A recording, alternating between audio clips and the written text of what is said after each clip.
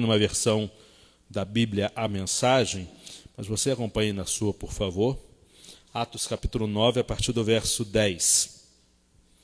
Havia um discípulo em Damasco chamado Ananias, e o Senhor lhe disse numa visão: Ananias. Sim, Senhor, ele respondeu. Levante-se e vá à rua direita. Quando chegar à casa de Judas, pergunte por um homem de Tarso.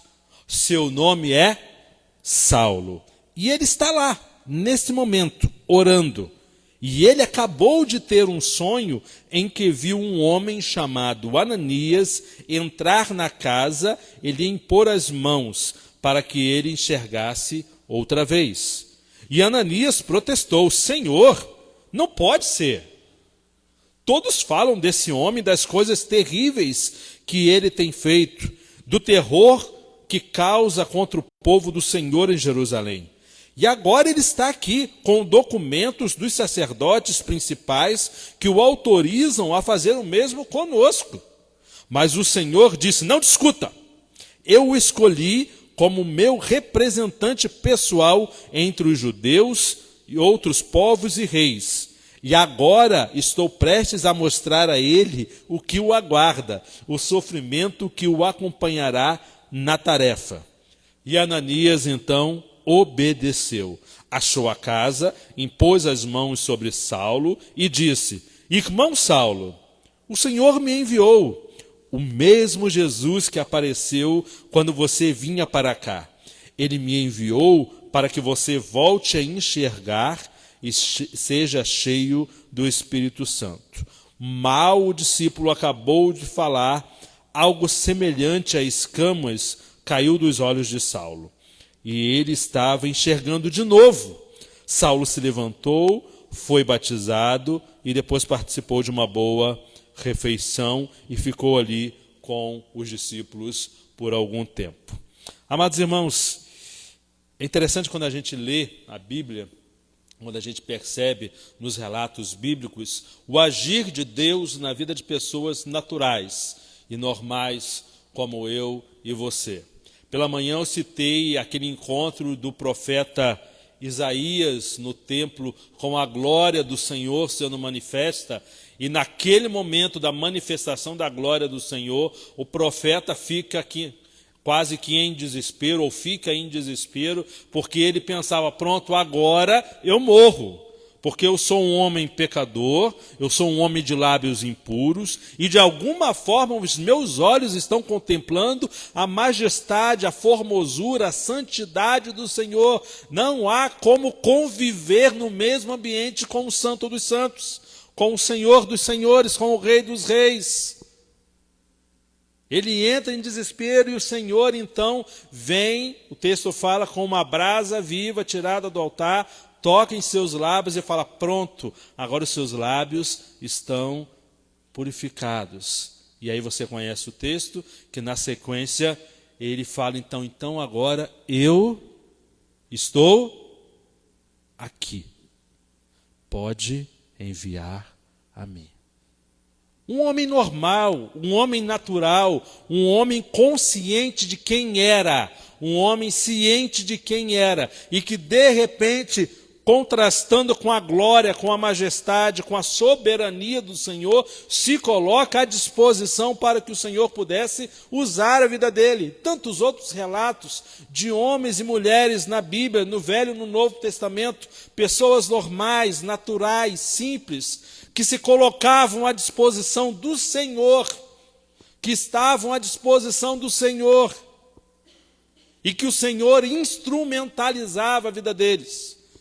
É sempre bom lembrar que os primeiros discípulos de Jesus eram doutores letrados nas faculdades da época. Não eram esses? Não. Os primeiros discípulos de Jesus eram homens humildes, alguns até rudes, de profissão simples, trabalhadores braçais, homens do povo, homens que tinham aí, talvez, como alguns cobradores de imposto, até mesmo má fama em sua sociedade, em seu contexto. Mas Jesus vai passando por aqueles homens, Jesus vai passando no meio daquelas pessoas, e de uma forma muito específica, Jesus vai olhando na cara de um e de outro, vai falando o quê? Vem comigo. Ops, segue-me. É interessante, né? A forma de Jesus chamar. Jesus não implora, Jesus não pede pelo amor de Deus. Jesus chega simplesmente, vem comigo.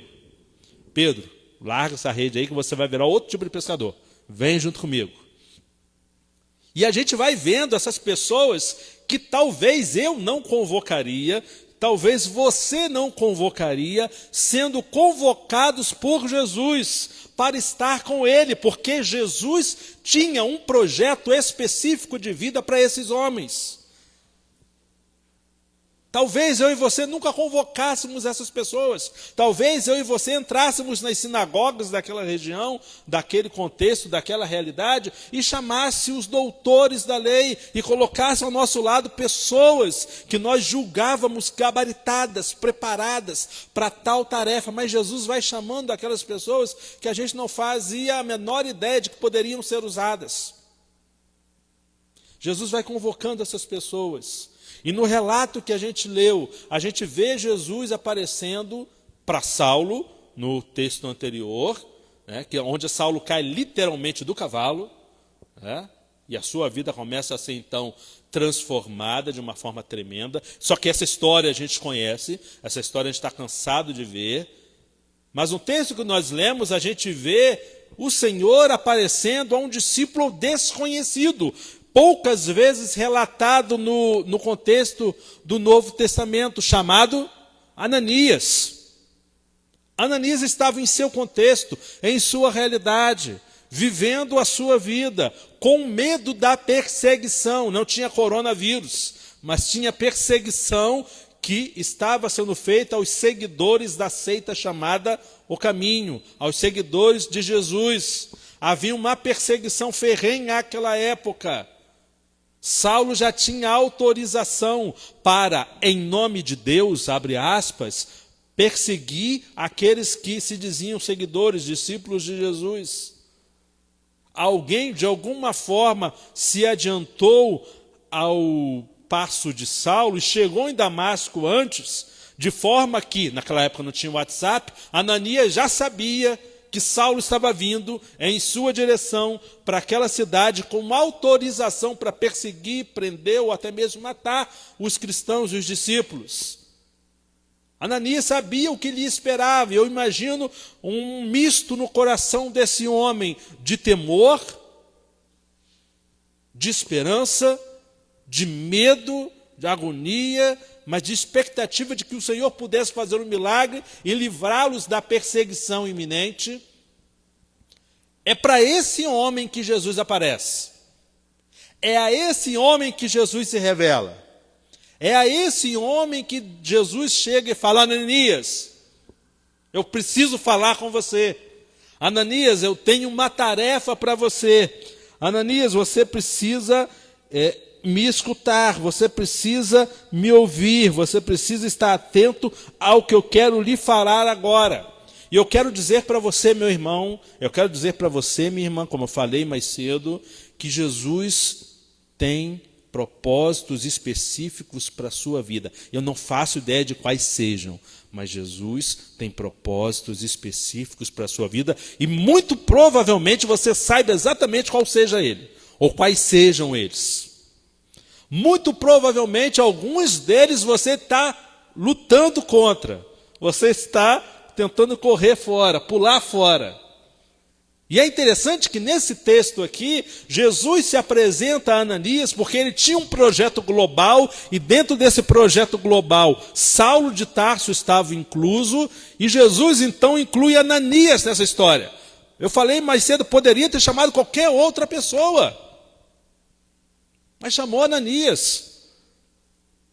Imagina Ananias, mas o Senhor bem que poderia ter aparecido na casa do meu vizinho, para dar um tipo de missão dessa. Bem que o Senhor poderia aparecer na... Fala com Judas, já que ele já está na casa de Judas, já faz o serviço todo por lá.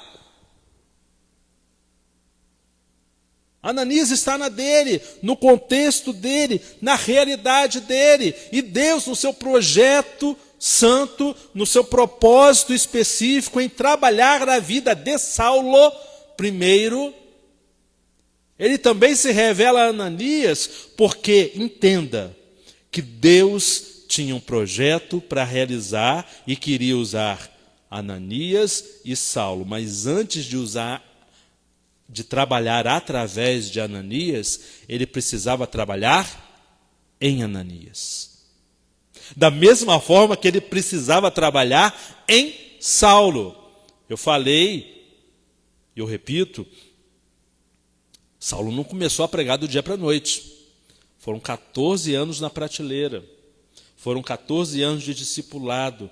Foram 14 anos trabalhando, e Jesus trabalhando na vida dele, Jesus moldando, aperfeiçoando, o preparando. Com Ananias foi a mesma coisa. Porque quando Jesus chega para ele e fala, olha, eu tenho uma missão para você, pense no privilégio que Jesus aparece na sua casa e fala para você, olha, eu tenho uma missão para você, eu tenho um chamado para a sua vida, eu tenho um propósito específico para você, você fala, nossa, que privilégio, o Senhor aqui comigo, o Senhor falando comigo, que privilégio, que honra. Você conhece Saulo? O perseguidor, aquele que extermina os crentes, aquele que faz mal à minha igreja.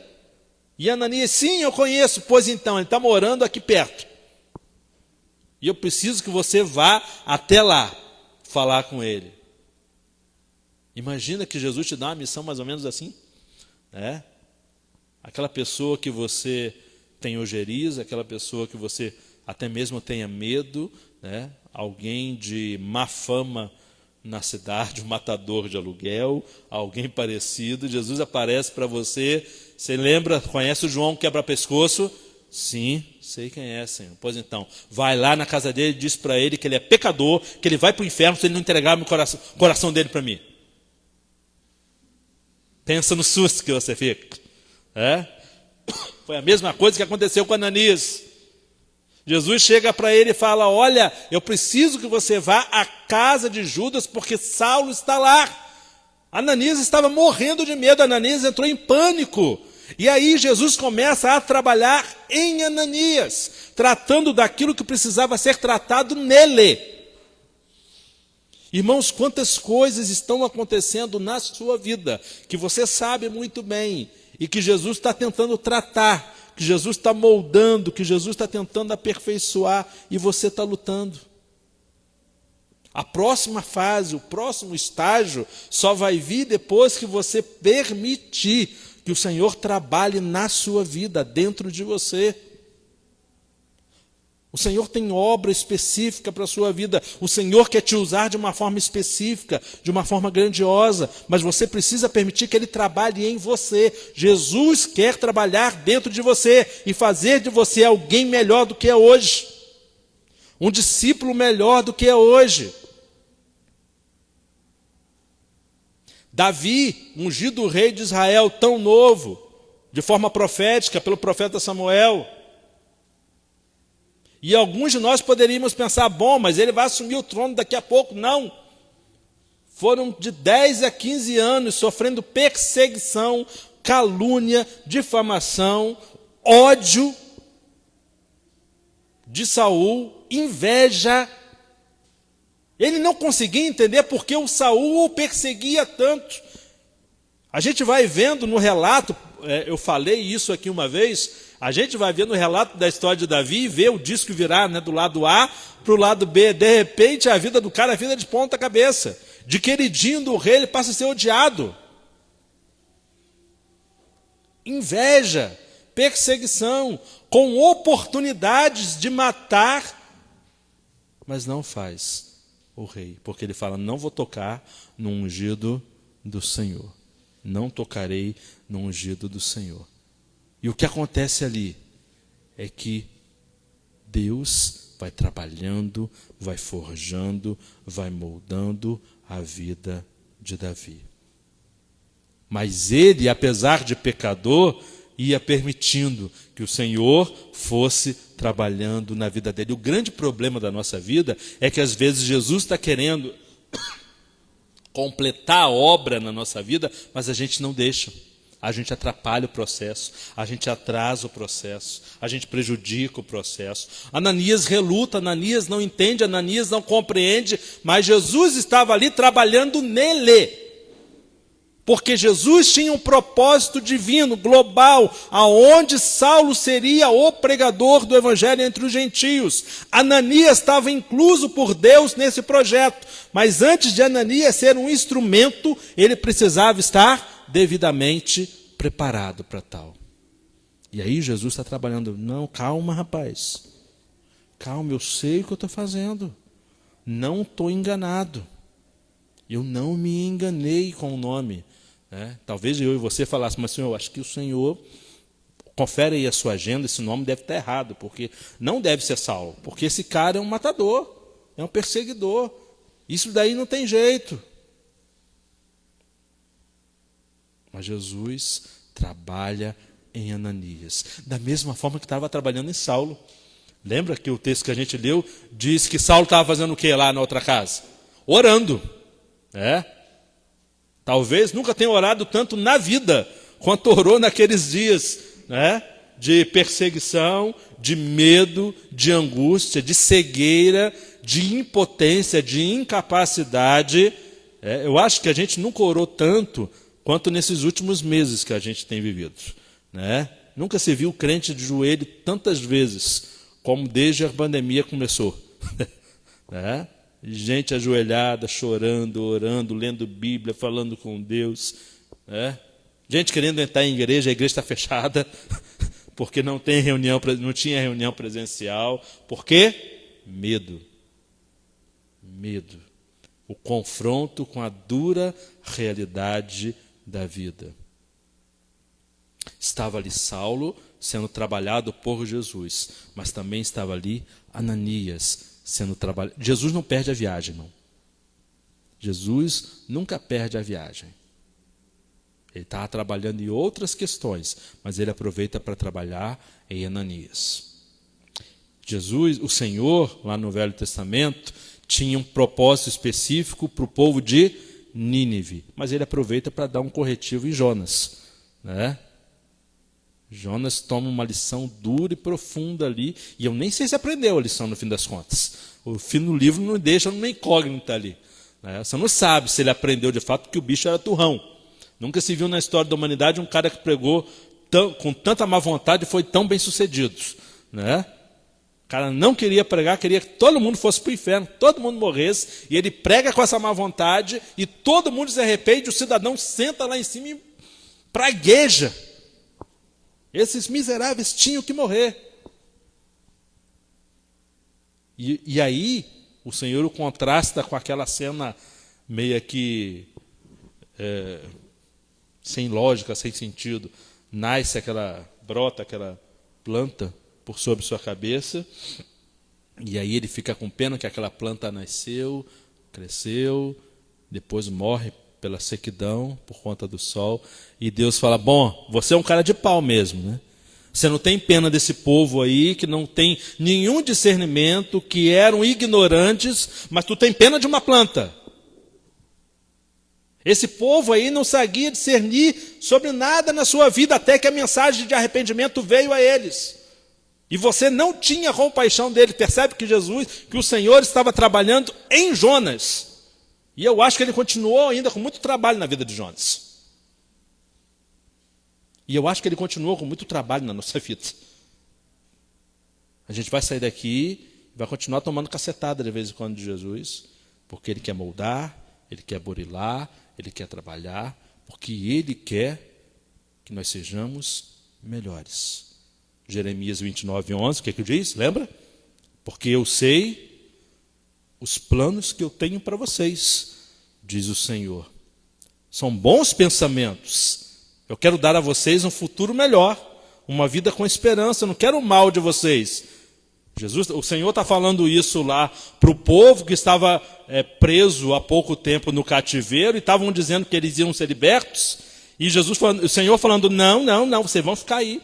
É 70 anos. Não, mas estão dizendo que ano que vem. Não, ano que vem nada. Vocês vão ficar aí o tempo que eu julgar necessário. E não me julguem como cruel.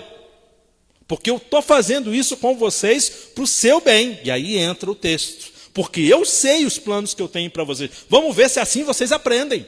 Vamos ver se assim vocês permitem que eu os molde, os trabalhe, os burile. E às vezes na nossa vida, a gente olha a história de Ananias e contrasta com a nossa. Nossa, foi tão rápido que Ananias teve lá as suas dificuldades, mas se prontificou. Às vezes a gente está em anos e anos e anos de Jesus tentando trabalhar, tentando completar a obra, a gente não deixa. E Jesus falando, homem, mas eu tenho um propósito específico para você, mas tu é teimoso, tu não deixa eu terminar a obra, e você? Eu lembro de uma colega amiga da época de adolescência da igreja, há pouco tempo atrás, quando eu era adolescente, jovem, e eu me lembro que ela tinha um chamado também, ela tinha um chamado ministerial específico, mas ela lutou a vida toda contra esse chamado, ela não foi, e há pouco tempo atrás eu soube que ela continua lutando, e aí você percebe, nos relatos que lhe chegam, que a vida dela continua, mas sem sentido. Aquela vida, sabe, sem propósito específico, sem se sentir completa, plena, realizada, porque ela vive a vida toda fugindo de um chamado de Deus para a vida dela, não permitindo que Jesus complete a obra, para que possa usá-la. Irmãos, Ananias permitiu aqui. E aí a gente vê que o Senhor tinha um propósito para a vida de Ananias, e ele começa a trabalhar na vida de Ananias. E na continuação do texto você vai ver que Ananias, então, ele sai de uma posição onde é chamado, convocado, o Senhor trabalha dentro dele, e ele então se levanta em obediência e fala, bom, eu vou lá então. Eu vou obedecer, eu vou cumprir, eu vou aonde o Senhor está me mandando. Embora eu não saiba o que é, embora eu não entenda, embora eu não compreenda, embora a minha vida em tese esteja em risco, porque pode não ser nada disso, chegar lá e esse cara me matar, mas eu vou. E aí Deus começa a trabalhar através da vida de Ananias. E quando Ananias chega na casa de Judas, com as pernas tremendo, morrendo de medo, ele dá de cara com uma cena totalmente diferente daquela que ele pensou. Não era o Saulo perseguidor implacável que estava ali àquela casa. Era um Saulo confuso, perdido, cego, agoniado, angustiado. De perseguidor agora a alguém sem saber o que seria da sua vida. E Ananias chega como um mero homem que era, como um crente normal que era, e fala, meu irmão, Jesus, lembra que Jesus falou contigo agora há pouco? Então ele me mandou aqui também. Eu até agora não sei porque ele me mandou, mas ele me mandou e eu vim obedecendo. Para que eu orasse por você.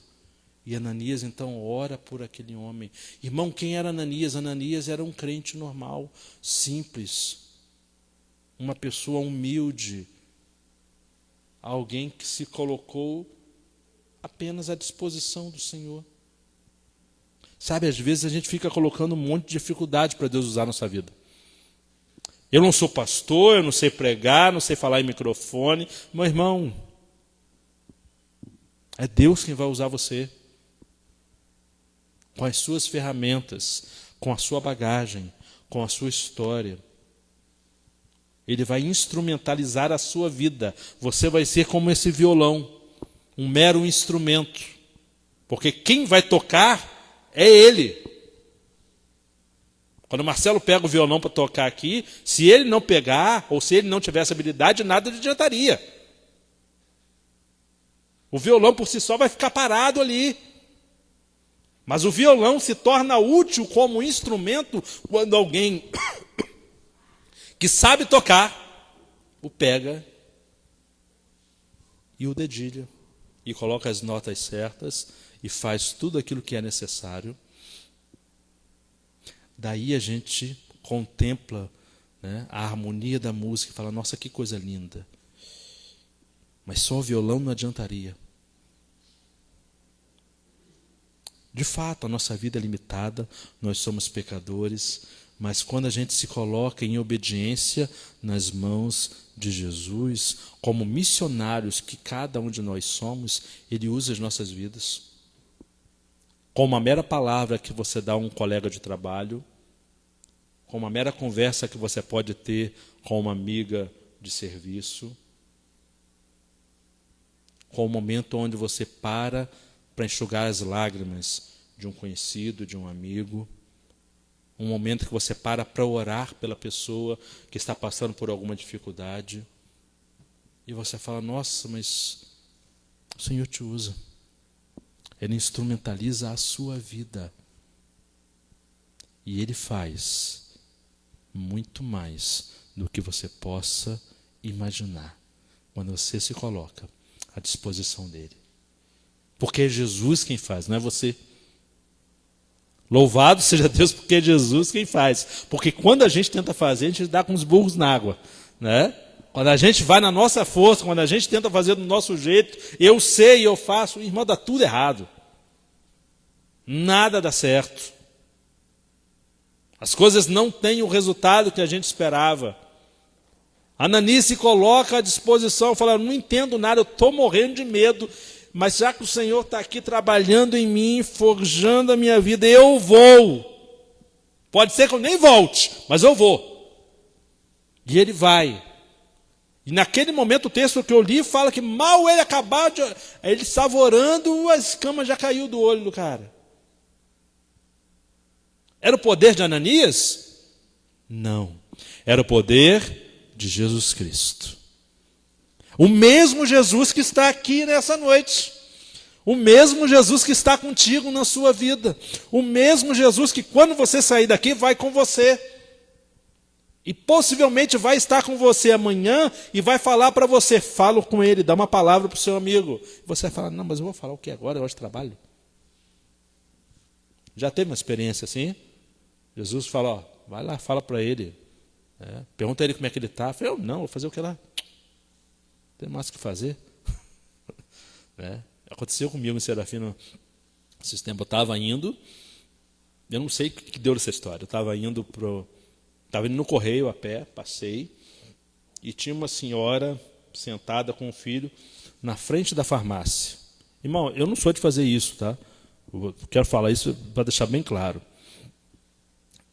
Mas eu passei na frente da farmácia, aquela senhora com o filho, ela estava com febre, e eu passei, irmão, eu estava lá fazendo a curva para entrar na outra esquina, para ir no correio, e o Espírito Santo falando, volta lá e ora com aquela mulher. Eu falei, vocês vão falar que estou doido, porque, né?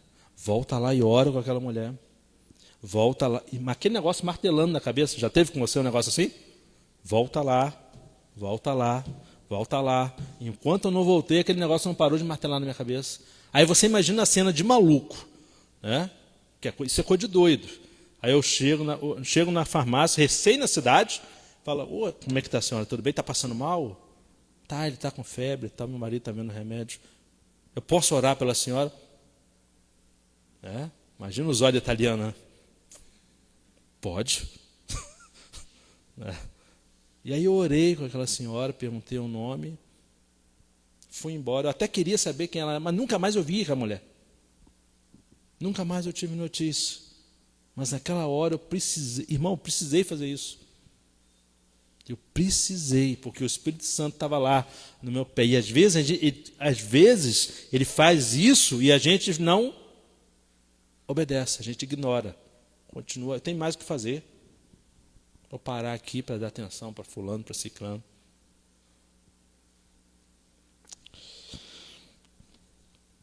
Deus estava usando a vida de Ananias. Deus estava trabalhando o seu projeto através de Ananias na vida de Saulo.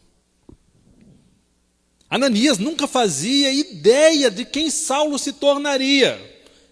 Talvez Ananias fosse até meio cético sobre o futuro daquilo, mas ele estava ali obedecendo. Eu me lembro do meu primeiro ministério lá no Rio, e Deus é dono de colocar ministério assim na nossa mão.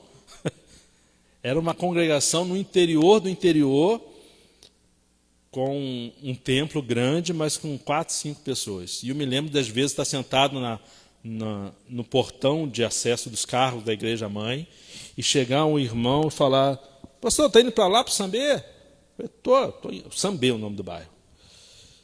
Estou indo para lá. Mas aquela congregação, pastor, aquilo lá vale a pena? Eu falei: meu irmão, vale, por que não valeria?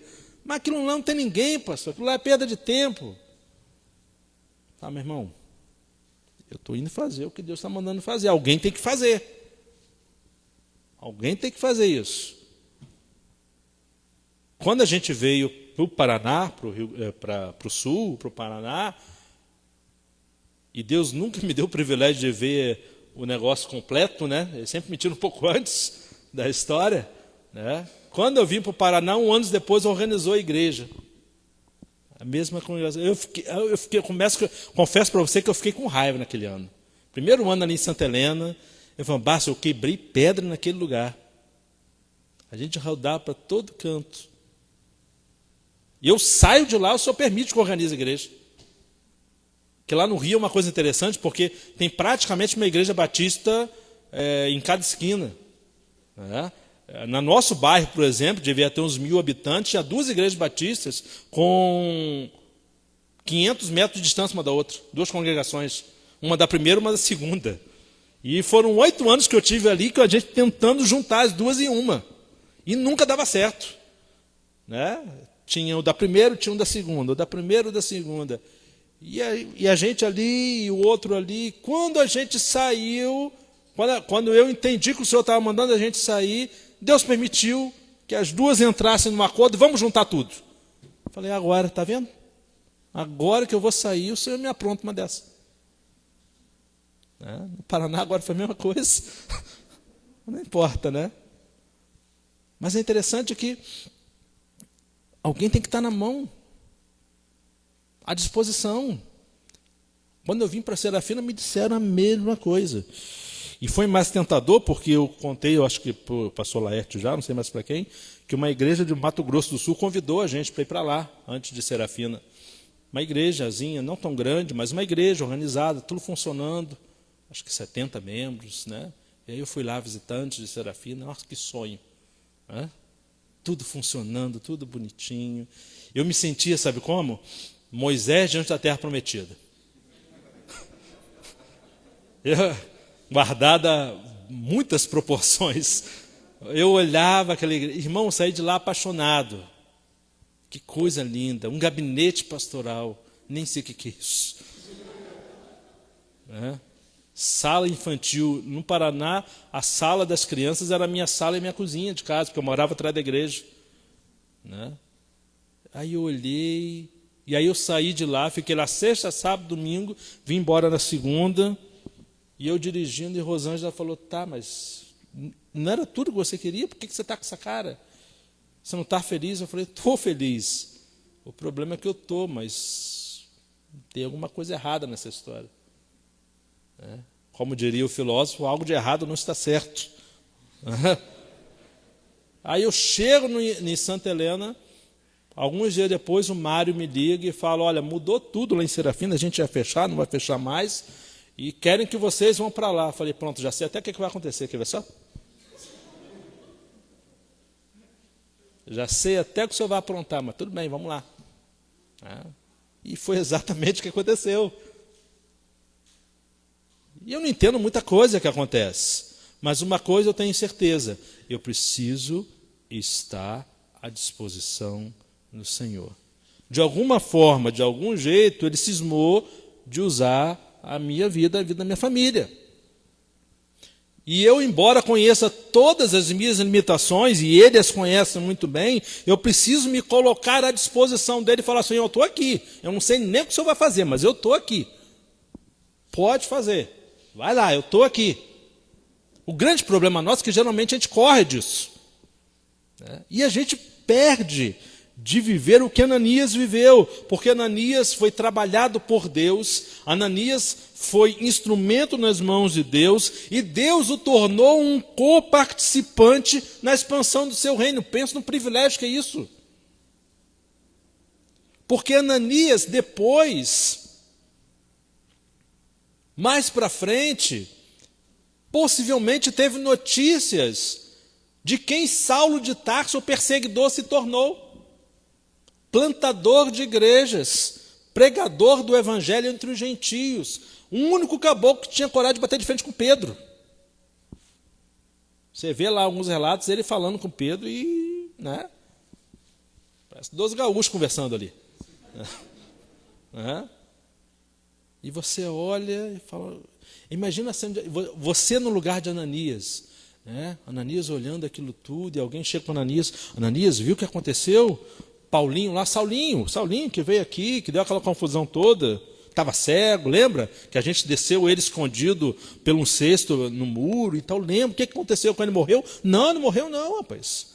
O cara se tornou, rapaz, um pregador de mão cheia, zeloso, chato com as doutrinas de Jesus, não quer as coisas de qualquer jeito, plantando igreja em todo lugar, sendo perseguido, o bicho apanha em todo lugar que passa.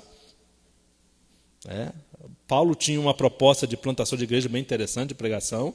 Ele chegava na cidade, entrava na sinagoga, começava a pregar, arranjava briga, era açoitado, ia dormir numa prisão, e no outro dia ia embora. Não pagava hotel, não tinha dificuldade com hospedagem.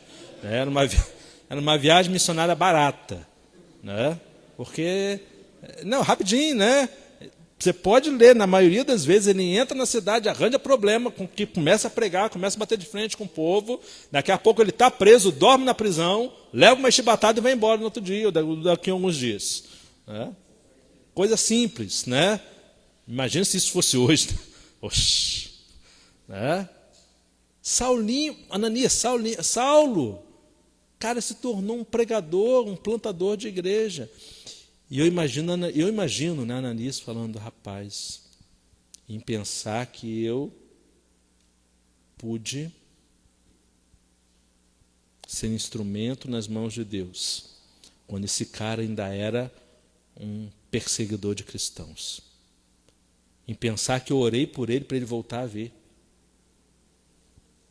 Em pensar que eu pude orientá-lo nos dias que ele estava sem saber o que ia ser da vida dele. E imagina Ananias dizendo, eu sou participante dessa mesma obra. Eu faço parte dessa história. Eu faço parte da história da plantação dessas igrejas. Se tem uma coisa que me alegra, quando eu contrasto tudo aquilo que a gente já passou, a gente já viveu, com aquilo que a gente viu que Deus fez ao longo da caminhada ministerial, é poder dizer, de alguma forma, de algum jeito, nós fazemos parte da história dessas igrejas as quais nós passamos, desses campos missionários. Lá no Sambê, um bairro extremamente pobre lá no Rio, com muita dificuldade, e de repente está lá uma igreja funcionando, famílias que eu discipulei, cheia de problema, a irmã agora é presidente da igreja e está à frente. E aí quando eu vou no Rio, encontro pastor, lembra daqueles dias que o senhor ia lá em casa apagar incêndio da minha família? Falei, lembro. Eu nunca a gente ia imaginar, irmã, que você estaria na posição dessa hoje. Uma filha fazendo essa faculdade, outra fazendo aquela, e ela à frente da igreja, atuando em várias frentes. Coisas tremendas. Lá em Santa Helena, agora em Serafina. Poder dizer o que Paulo disse no final da sua vida, futuramente, a Timóteo, combati, bom combate, terminei a minha carreira, guardei a fé. Aquilo que eu podia fazer, eu fiz. O meu legado muito provavelmente não vai ser patrimonial. Mas eu vou poder dizer que eu sou coparticipante da expansão do reino. Você pode dizer isso também? Faça parte da coparticipação. Seja coparticipante na expansão do reino de Jesus. Invista no seu campo missionário. Ore por Serafim da Correia. Interceda por nós. Eu acho que eu comentei agora há pouco aqui. Você não faz a ideia da batalha espiritual que foi para fazer uma feijoada, meu irmão. Uma feijoada. A batalha que foi. De gente parando no hospital. Algumas horas antes da gente preparar a feijoada para servir no outro dia. Para fazer uma mera feijoada. É um campo missionário que está há mais de 20 anos, em que se tenta plantar a igreja e deixar ela, já em pé de organizar, e não vai. É uma batalha. Ore por Serafim da Correia. Adote esse campo em oração. Adote esse campo com as suas ofertas. Nos adote com um pão individual, 30 pila por mês. Você pode dizer, eu não posso ser, eu não tenho o chamado para ser missionário, de estar na frente, mas então seja missionário segurando as cordas, como o pastor falou. Segure as cordas, porque tão importante quanto quem está lá na frente é quem está por aqui, dando sustento. Imagina o pessoal do louvor se não tivesse pessoal lá de trás. Imagina se eles metem o dedo lá, eles botam o microfone tudo para cima, só de raiva. O que ia ser? Precisa estar aqui, mas precisa ter alguém no bastidor segurando as cordas. Esteja segurando as cordas em oração, interceda. Eu já te falei, você sabe, que a nossa filha mais velha está sem falar desde janeiro de 2018, continua sem falar. E eu tenho plena certeza de que isso, além de físico, é espiritual. É uma batalha. Continuamos fazendo todo tipo de acompanhamento, de tratamento. Ela melhorou muito desde que chegou em Serafina, mas ainda não fala.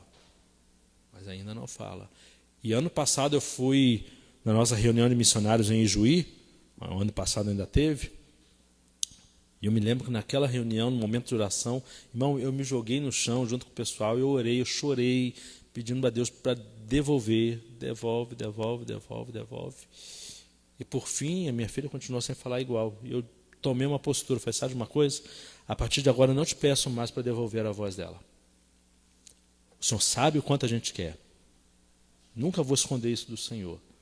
Mas eu vou adotar a oração de Jesus antes de ser morto. Contudo, que seja feita a tua vontade, não a minha. É difícil de orar assim.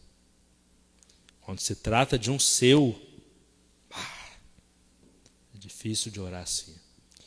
Mas eu tenho plena certeza de que isso tudo é batalha espiritual. Quando menos esperar, a coisa vai virar a chave. Esteja intercedendo. Esteja orando pelo campo missionário. Não apenas pelo nosso, mas pelos outros campos. Seja um missionário onde você está. Seja instrumento nas mãos de Deus, como Ananias foi. Ananias não ganha holofote, Ananias não ganha fama. Paulo é conhecido, Paulo é admirado, Paulo é reconhecido, mas Ananias, quem ouve falar de Ananias hoje?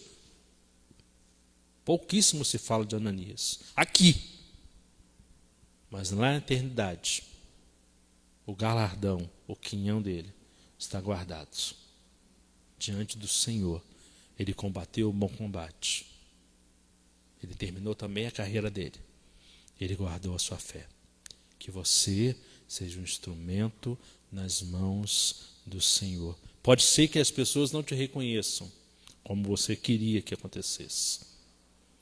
Para encerrar, eu lembro da história de um professor de EBD, lá pelos idos de 1800, que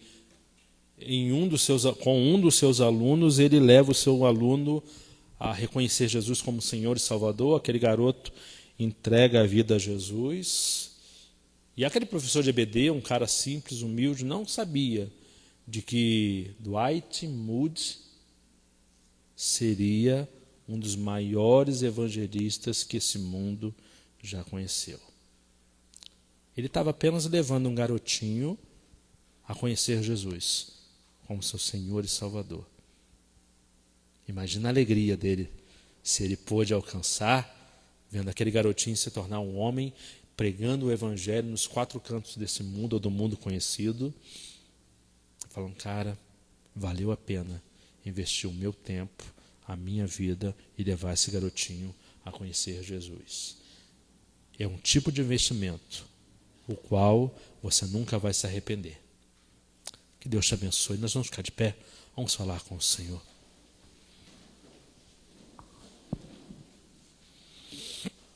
Senhor Jesus, se tem uma coisa que nós temos plena consciência de que somos lembrados pelo Senhor sempre na caminhada dessa vida, é de que nós somos limitados. Nós somos pecadores, nós somos seres humanos apenas. Nós não temos poder em nós mesmos, capacidade em nós mesmos, não há virtude alguma em nós que nos faça alguma coisa.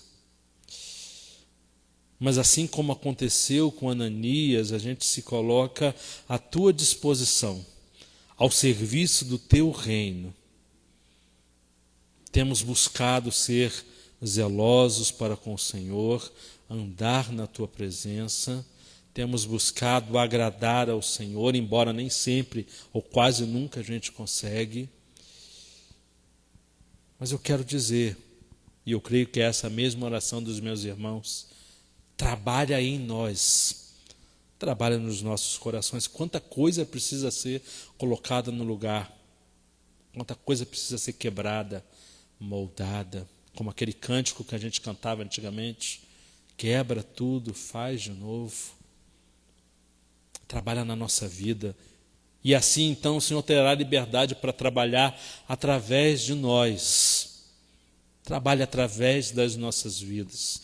Nós queremos ser coparticipantes na pregação do Evangelho, na expansão do reino do Senhor, coparticipantes vendo vida e se rendendo aos teus pés. Homens e mulheres que ninguém dava nada, que a sociedade já não cria, não acreditava, pessoas desenganadas, mas que com a pregação da tua palavra se entregam ao Senhor, têm a sua vida transformada. Senhor, eu quero ser um instrumento nas tuas mãos para que isso aconteça. Usa as nossas vidas para a honra, para a glória do teu nome, que a gente no futuro possa olhar para trás e perceber esses frutos do Senhor, gente que a gente evangelizou, pessoas que nós discipulamos, pessoas que levamos ao seu conhecimento e que se tornaram homens e mulheres tremendos nas tuas mãos. Não importa que a gente fique nos bastidores, não importa que a gente fique no anonimato, o que importa é que o seu nome seja glorificado, que a tua palavra seja levada, que o Senhor cresça e que a gente diminua. Usa as nossas vidas para a honra e para a glória do Senhor. Em nome de Jesus. Amém. Amém. Deus abençoe, irmãos.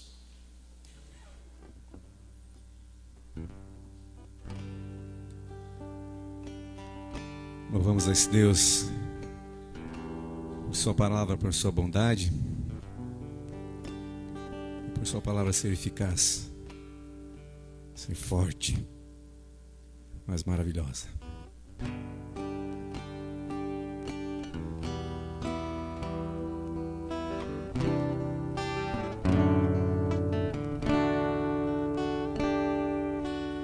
E que seja um desejo dos nossos corações louvar esse Deus maravilhoso, pois nós somos desafiados, assim como a sua palavra foi conduzida logo mais.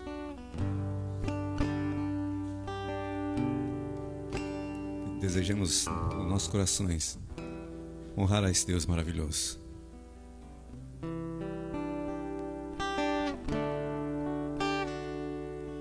Este é o meu desejo, Senhor, te honrar com meu coração, te adorar.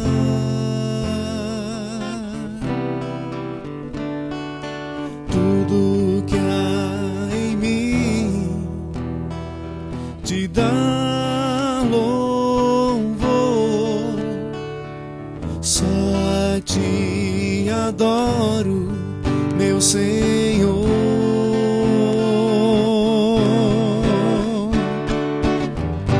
Toma o meu coração e toda a minha alma, eu vivo só pra ti, sempre que eu respirar, cada vez que eu acordar, faz o teu querer em mim.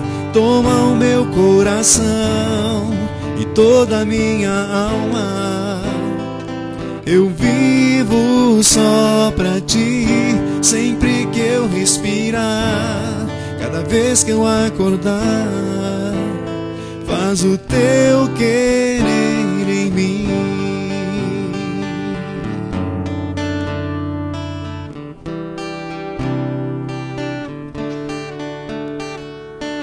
Este é o meu desejo, Senhor, te honrar com meu coração, te adorar.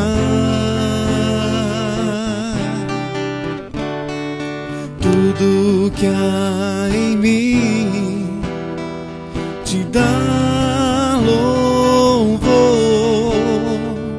só a ti adoro, meu Senhor.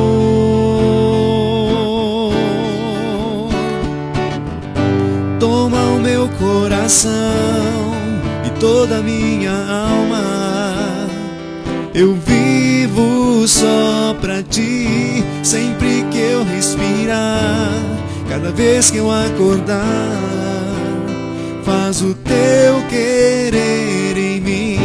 Toma o meu coração e toda a minha alma, eu vivo só pra ti, sempre que eu respirar, cada vez que eu acordar, faz o teu querer em mim. Oh, oh, oh, faz o teu querer em mim.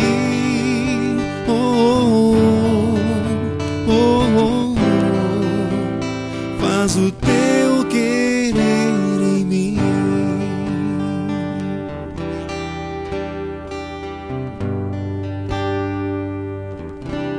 Louvado seja o nome do Senhor. Uma abençoada semana, meu querido. Fique na paz. Fique na paz.